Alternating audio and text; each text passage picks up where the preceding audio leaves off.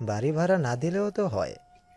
আমার ওই একটা ভাড়া না পেলেও কিছু আসে যায় না। তোমার এমন রূপ, এমন দেহ, এমন যৌবন থাকতে তুমি আমাকে ভাড়া দিতে চাও? বরং চলো, ভাড়ায় ভাড়ায় কাটাকাটি করে ফেলি।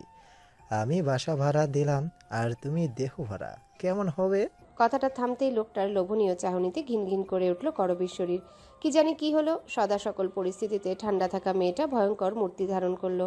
সশব্দে বাবার বয়সী লোকটার গালে চর বসিয়ে দিল। নিস্তব্ধ এলাকার এই চরের শব্দ যেন শহরের নিঃসঙ্গ কাকও ভীত হলো। অথচ করবীর দৃষ্টি তীর্যক। রাগে শরীর তার কাঁপছে। সে একদলা থুতু মেরে বলল, তোর জিব্বা টেনে ছিঁড়ে ফেলবো পাপি লোক। থেমে নেই ভদ্রলোকটিও, বরং আক্রোশে ফেটে পড়ে বলল, এই মাসেই আমার বাড়ি খালি করবি, মাগি।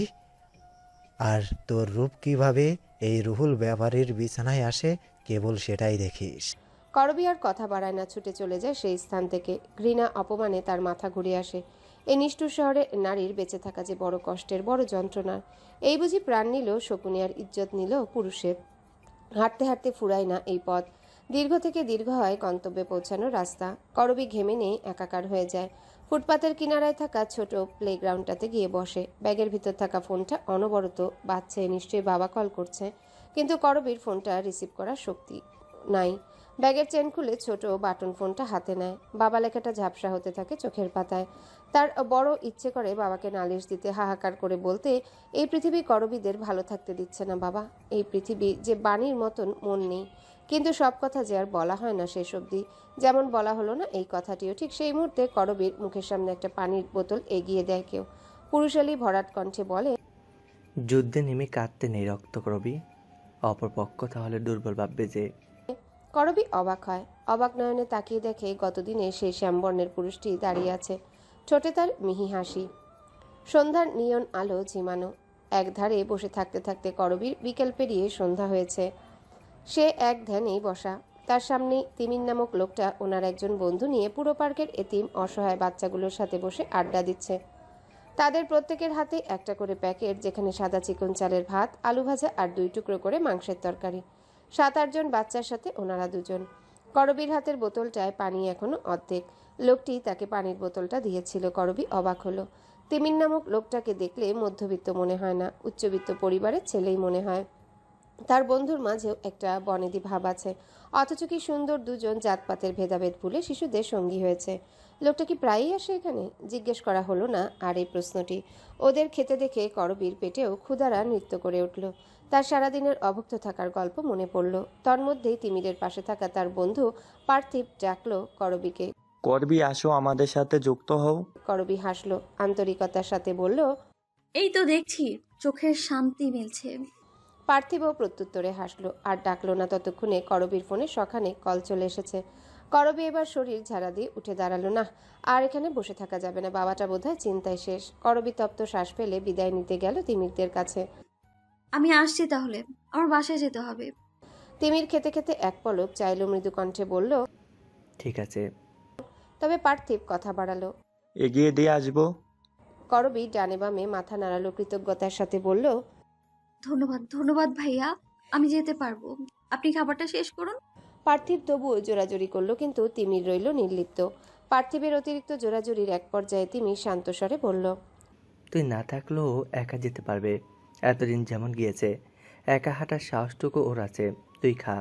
পার্থিব চুপ হয়ে গেল। এরপর করবী যেন স্বস্তি পেল। ও মনের যেই জোরটা সে হারিয়ে ফেলেছিল তাই যেন আবার খুঁজে পেল। ঠিকই তো, সে তো একা হাঁটার সাহস বহু বছর ধরে রপ্ত করেছে। তবে আজ কেন পারবে না?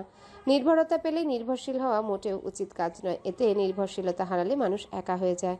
তিমির নামক লোকটা করবীকে করবীর মতনই ট্রিট করছে। এটা খারাপ নয়, বরং বেশ ভালো একটা ব্যাপার। সবসময় সবাই আমাদেরকে আমাদের নিজস্বতার সাথে মিলাতে পারে না।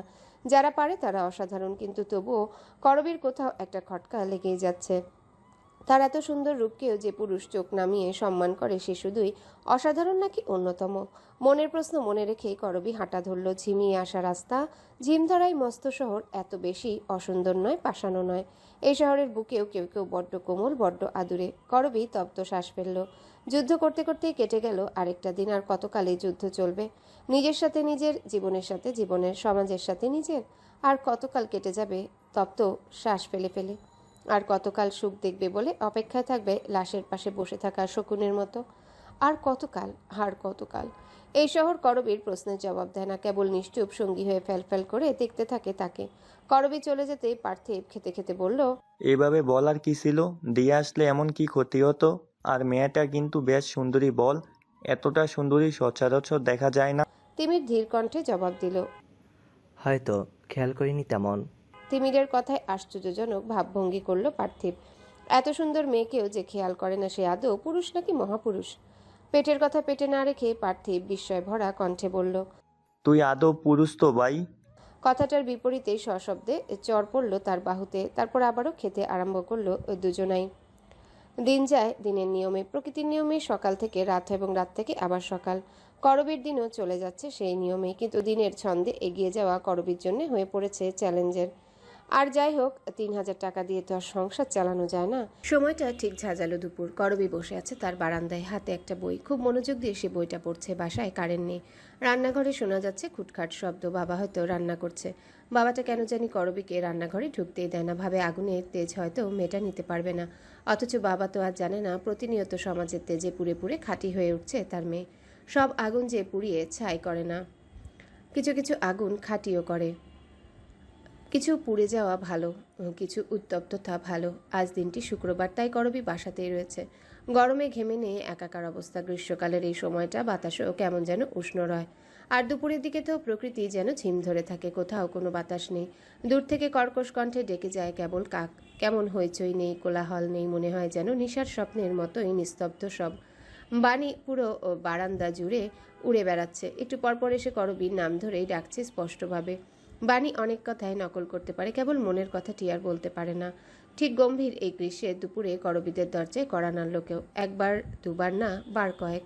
করবী বইয়ে ডুবে থাকা মস্তিষ্ক সজাগ হয়ে উঠল। তাদের বাসায় তো কেউ আসে না সচরাচর, তাও এমন ভর দুপুরে। তবে কে এলো? বাড়িওয়ালা কি? করবীর মনে এবার ভয় ঢুকে গেল। বাবাকে সে সেদিনের কথা কিচ্ছু বলেনি। যদি আজ বাড়িওয়ালার কথায় সেদিনের পরিস্থিতি আজ করে ফেলে তাহলে তো বিপদ। বাবা হয়তো এটা মানতে পারবে না। তড়িৎ গতিতে তাই উঠে দাঁড়ালো সে। প্রায় কিছুটা ছুটে গেল দরজার দিকে। একবার রান্নাঘরে উকি দিয়ে দেখার চেষ্টা করলো বাবা কি করছে। যখন দেখলো তার বাবা রান্নাতেই ব্যস্ত, দরজার শব্দ শুনেনি, তখন সে স্বস্তির শ্বাস ফেলল। এই ভয় নিয়ে বেঁচে থাকা যায় আদৌ? করবী নিজেকে ধাতস্থ করলো। ধীর হাতে খুলল দরজাখানা। মাথায় তার ঘুমটা টানা, তার পেছনেই বাণী উড়ে বেড়াচ্ছে। দরজা খুলতেই এলাকার ছোট্ট একটা টিনটিনে পিচ্ছিকে দাঁড়িয়ে থাকতে দেখলো। ছেলেটা করবীকে দরজার সামনে দেখতেই সাথে সাথে বলল, নিচে হিরণ ভাই দাঁড়াই আছে ভাবি, আপনারে যাইবার কইছে। আপনাকেও বাড়ির নিচে হে আছে। ছেলেটার কথাটা উগড়ে দিয়ে ছুটে চলে গেল, যেন রাজ্যের কাজ ফেলে এসেছে সে। হিরণের কথা শুনতেই করবীর মুখ চোখ অন্ধকার হয়ে এলো। আবারও উকি দিয়ে রান্নাঘরে তাকালো। দেখলো এবারও বাবা রান্নায় নিমগ্ন। শুনতে পায়নি কিছু। আসলে রান্নাঘরটা মেন দরজা থেকে একটু ভেতরের দিকে বলে দরজা অবধি দেখা যায় না রান্নাঘর থেকে, তাই বাবা বুঝেনি হয়তো। করবী আলগা হাতে দরজাটা টেনে দিল। কিছুটা স্বাভাবিক হয়ে চলে গেল নিচে। ধীরে ধীরে স্যাঁতস্যাঁতে সিঁড়ি বেয়ে নিচে নামতেই তাদের বাড়ির আধাখোলা গেটের সামনে বাইকের সাথে হেলান দিয়ে দাঁড়িয়ে থাকতে দেখলো হিরণ নামের ছেলেটিকে।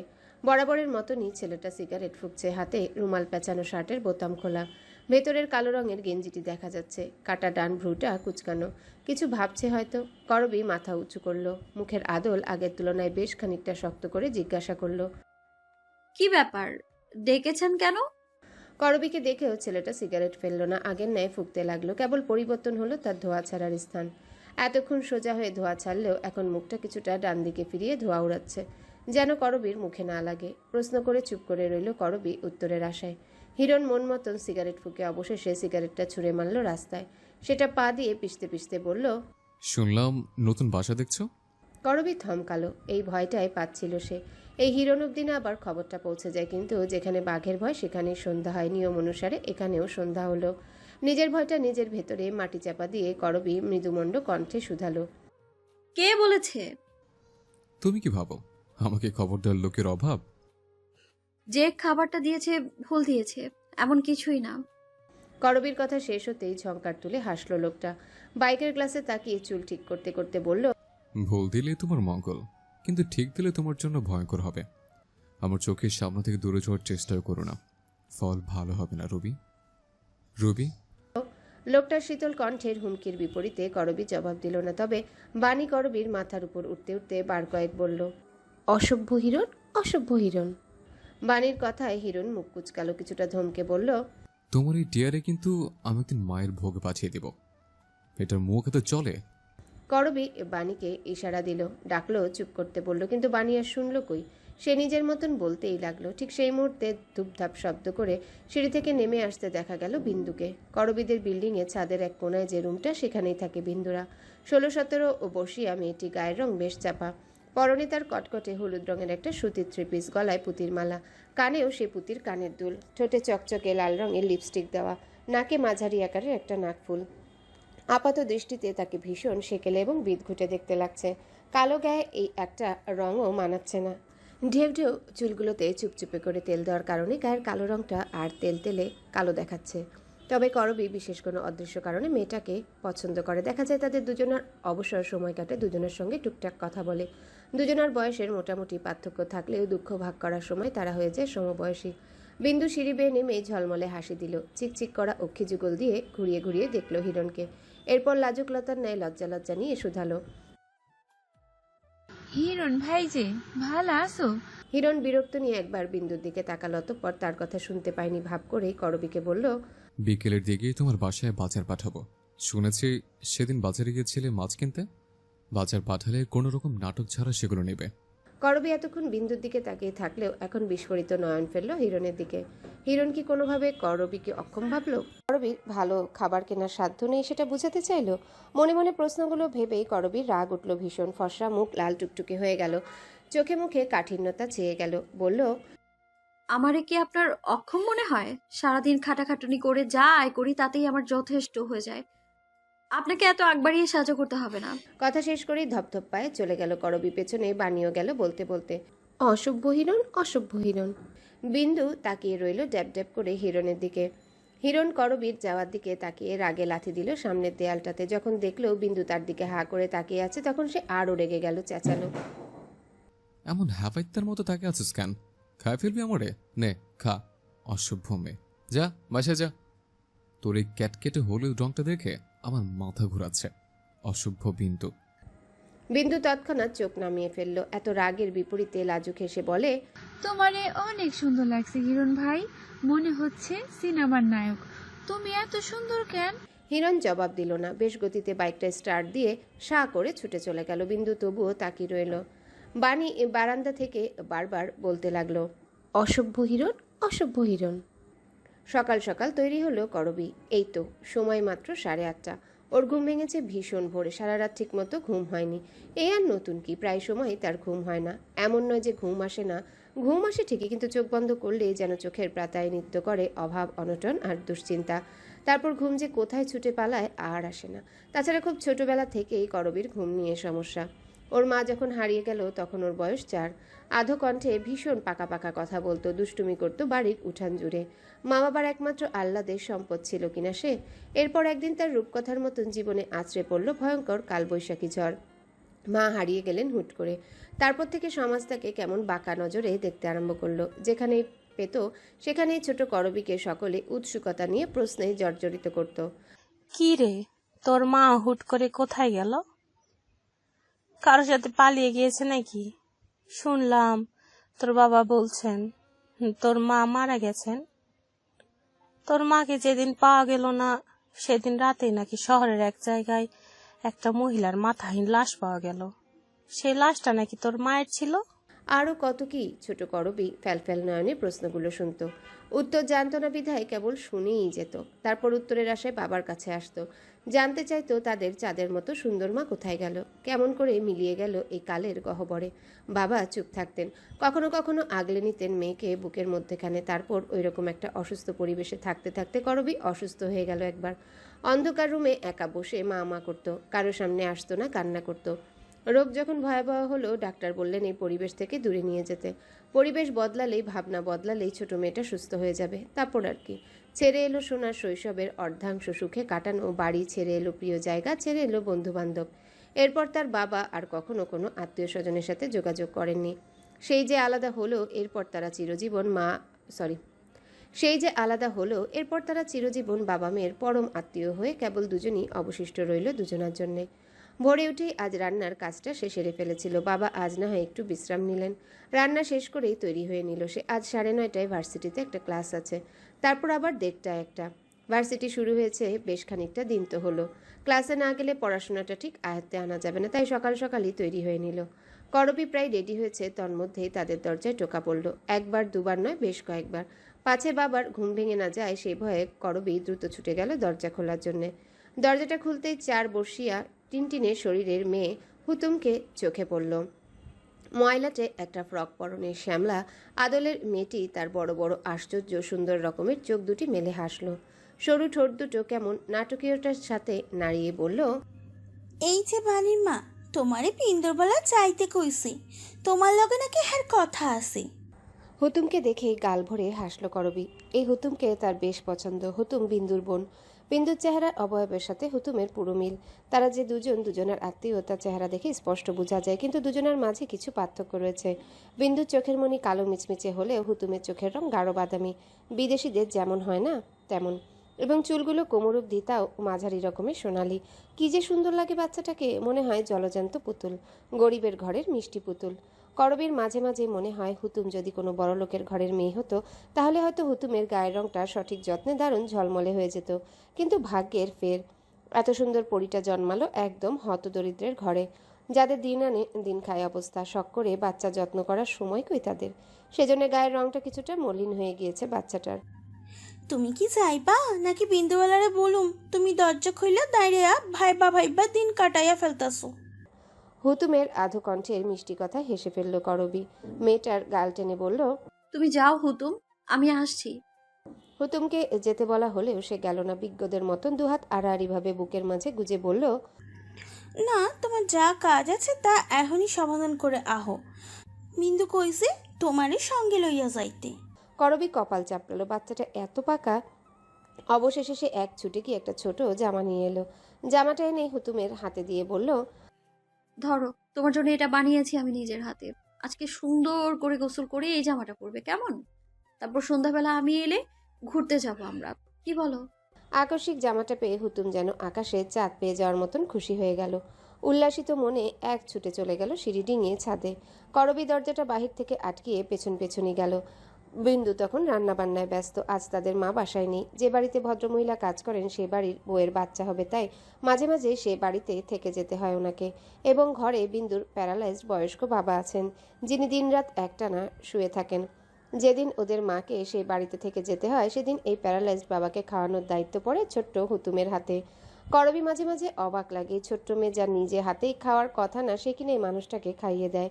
পৃথিবীতে কত দার্শনিক ঘটনাই ঘটে, কেবল লোক সমাজে রটে না বলে এই বিস্ময়কর ঘটনাগুলো সকলের অজানায় থাকে। করবীকে দেখে বিন্দু রান্না রেখে উঠে আসলো, হাসলো। আপা, তোমার একটা দরকারে ডাকছি। কি দরকার বলো না। বিন্দু ছুটে ঘরে গেল। ঘর থেকে কিছু একটা নিয়ে আবারও বাইরে ছুটে এলো হন্তদন্ত পায়ে। করবীর দিকে তার ডান হাতে থাকা কিছু টাকার নোট এগিয়ে দিয়ে বলল, এইখানে 3,500 টাকা আছে আপা। তোমার তো টাকার সমস্যা অনেক দিন ধইরা, তুমি রাহো তাহাটা। কাইল বেতন দিছিল, তোমার লাগা এই টাকাটা আলাদা করে রাখছিলাম। করবী টাকাগুলো নিল না, বরং হাত সরিয়ে নিয়ে বলল, এই না না বিন্দু, তোদেরই কত সমস্যা, তার মাঝে আমাকে টাকা দিচ্ছিস কেন? আরে রাহো তো আপা, তোমার লগে আমার কি সেই সম্পর্ক যে টাকা নিতে পারবা না? তোমার বিপদে যদি সাহায্যই করতে না পারি, তাইলে এই টাকা রোজগার করে লাভ কি কও? না, তোর কষ্টের টাকা বিন্দু, আমি কোনো একটা ব্যবস্থা করে নিব। বিন্দু এবার টাকাগুলো জোর করেই করবীর হাতে গুজে দিল। শোনো, টাকা কেউ এমনি এমনি পায় না, সবারই কামানো লাগে, সবারই শ্রম দিতে হয়। এই যে তুমিও কামাও, সেইটা কি মাগনা মাগনা কামাও না, কষ্ট কইরা কামাও। খালি তোমার কষ্ট আর আমার কষ্ট একটু আলাদা। আমি করি অসম্মানের চাকরি, গার্মেন্টসের কাম, আর তুমি করো সম্মানের কাম, ম্যাডাম। করবী বিন্দুকে তৎক্ষণাৎ বুকে জড়িয়ে ধরল, কম্পনরত কণ্ঠে বলল, আমি এই ঋণ ভুলবো না বিন্দু, কখনো ভুলবো না।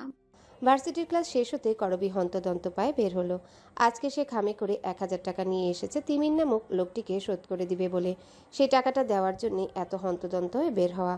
পুরো ভার্সিটি ঘুরেও আজ তিমিরের খোঁজ পেল না করবি। মাথার উপর সূর্য তখন তার সমগ্র তেজ দুহাতে দান করতে ব্যস্ত। করবীর অতি সুন্দর মুখমণ্ডল গরমে লাল হয়ে গেল, ঘামে ভিজে একাকার হলো সুতির জামাটাও। সে হাতের চিকন ঘড়িটার দিকে তাকিয়ে দেখল সময় প্রায় 12টার বেশি। তাই আর 7-5 না ভেবে ক্যাম্পাস ছাড়লো। ভেবে নিল পরবর্তীতে দেখা হলে টাকাটা ফেরত দিবে। ক্যাম্পাস ছেড়ে কলেজের পার্শ্ববর্তী গলি ধরে হাঁটা আরম্ভ করলো। এখান দিয়ে গেলে একটু সময় সাশ্রয় হয়, আর সময় বাঁচলে তারও লাভ। দ্রুত পড়িয়ে বাসায় যেতে পারে, না হয় খিদে নিয়ে এত বেলা অবধি চলাফেরা করা সম্ভব হয়ে ওঠে না। ব্যস্ত রাস্তায় করবি শান্ত বিচরণ হুট করে অশান্ত হয়ে গেল। অতিরিক্ত সূর্যের তেজ আর খিদে সহ্য করতে না পেরে তার মাথা ঘুরে উঠল এবং জ্ঞান শূন্য হয়ে লুটিয়ে পড়ল পথের ধারে। ব্যস্ত রাস্তা ব্যস্তই রইল, উৎসুক জনতাদের ভিড় বাড়ল। কিছু কিছু মানুষ কেবল ড্যাব ড্যাব করে তাকিয়ে দেখল এক ভয়ঙ্কর সুন্দর রূপসীকে। এত সুন্দর মেয়ে হয় আদৌ? মনে হচ্ছে পথের ধারে লুটিয়ে আছে কোনো অপ্সরা। রং উঠে মেটে নীল হওয়া সুতি জামাটাতেও এই মেয়েকে লাগছে স্বর্গের নন্দনকাননের সবচেয়ে সুন্দর ফুলটি। কলেজের আইডি কার্ডটি শনাক্তকরণ করে কয়েকজন কলেজে খোঁজ পাঠালো। এত পথচারীর মেলা জমলো, তবে কেউ মেয়েটাকে ছুঁয়ে অবধি দেখলো না আদৌ বেঁচে আছে না মরে গিয়েছে, অথচ চোখ দিয়ে গিলে খেলো কত শকুন। আজ কারখানা বন্ধ থাকায় বিন্দু দুপুরের দিকে বাজার করতে বেরিয়েছিল। তার সাথে বের হওয়ার বায়না ধরল হুতুমও। হুতুমের সঙ্গে বের হলো বাণীও। বাড়ির আবার ঘোরার শখ, ঘুরবে উড়বে আর বকবক করবে। বিন্দুর বাজার শেষ হতেই হুতুম বায়না ধরল, হ্যালো বন্ধুরা, পরবর্তী পার্ট খুব তাড়াতাড়ি আসবে, তো সবাই অপেক্ষায় থাকো। আর চ্যানেলটি যারা এখনো সাবস্ক্রাইব করোনি তারা পরবর্তী পার্ট দেখার জন্য চ্যানেলটি সাবস্ক্রাইব করে রেখো। ধন্যবাদ সবাইকে, আমাদের সাথেই থেকো।